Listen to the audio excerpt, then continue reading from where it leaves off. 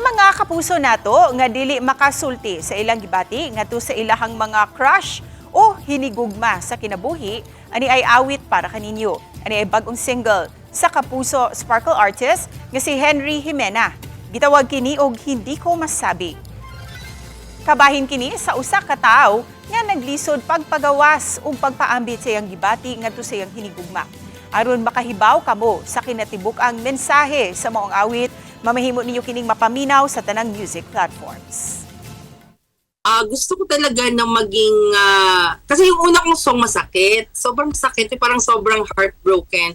Ngayon naman, gusto kong mag-take risk ba na magkaroon naman ng song na, alam mo yun, parang jolly, happy, pero at the same time, nun pa rin yung medyo may pagkakurot. Ang Hindi Ko Masabi is available na jud sa tanang streaming music platform sa Spotify, YouTube, and iMusic. So,